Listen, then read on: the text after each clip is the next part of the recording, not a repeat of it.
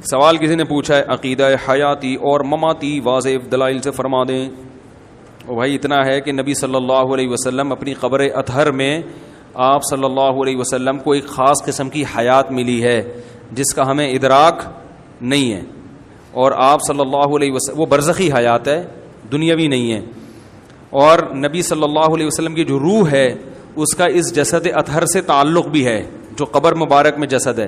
کس نوعیت کا تعلق ہے یہ بھی ہمیں معلوم نہیں ہے. دنیا کے لحاظ سے آپ دنیا سے جا چکے ہیں, آپ صلی اللہ علیہ وسلم کو غسل دیا گیا اور آپ صلی اللہ علیہ وسلم کو دفنایا گیا. آپ کی بیویوں نے عدت گزاری ہے, آپ کی وراثت تقسیم نہیں ہوئی کیونکہ انبیاء کی وراثت تقسیم نہیں ہوتی. سمجھ رہے ہیں؟ تو دنیا کے لحاظ سے آپ صلی اللہ علیہ وسلم پر وفات ہوئی ہے, موت واقع ہوئی ہے. قرآن کہہ رہا ہے انکا میتن, اے نبی آپ نے بھی مرنا ہے, وانہم میتون, انہوں نے بھی مرنا ہے. تو آپ پر بھی موت واقع ہوگی, ان پر بھی موت واقع ہوگی. تو قرآن نے بتایا ہے کل نفس ذائقۃ الموت, ہر نفس نے موت کا ذائقہ چکھنا ہے. تو نبی بھی انسان تھے, بشر تھے, آپ نے بھی موت کا ذائقہ چکھا ہے.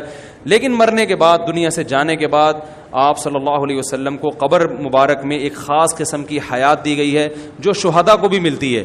قرآن کہتے ہیں نا شہداء بھی زندہ ہیں, تو ظاہر ہے عام میتوں سے ہٹ کر ان کو کوئی خاص قسم کی حیات ملتی ہے, تبھی تو زندہ کہا ہے.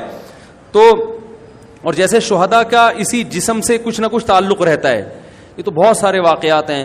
حضرت حمزہ رضی اللہ تعالیٰ عنہ جو شہید ہوئے, نبی صلی اللہ علیہ وسلم کے چچا حضرت حمزہ, تو جہاں شہادت کے بعد ان کی قبر بنائی گئی آج وہاں نہیں ہے کیونکہ وہاں سیلاب آ رہا تھا.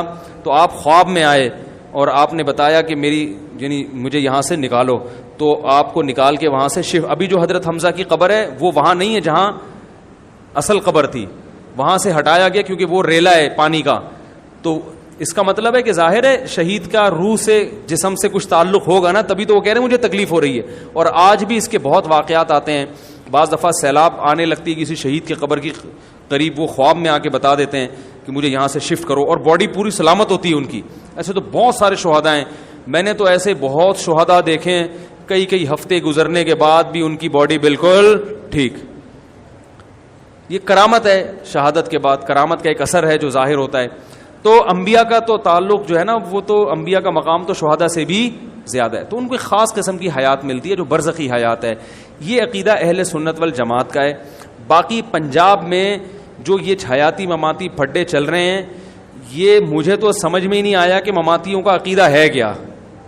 میں جب ان سے پوچھتا ہوں تو وہ یہی بتا رہے ہوتے ہیں جو ہمارا ہے. سمجھ رہے ہیں؟ تو مجھے شاید اسی قسم کے مماتی ٹکرائے ہیں. تو میں کہتا ہوں یہ تو پھر آپ بھی وہی کہہ رہے جو ہم کہہ رہے ہیں, تو پھر اختلاف کیا ہے؟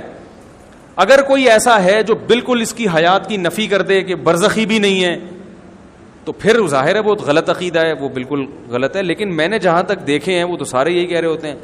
تو دوسری بات یہ ہے کہ چھوڑو دوسری کر کے پھر ان چکروں میں نہ پڑیں تو زیادہ بہتر ہے, سب سے بہتر بات یہ.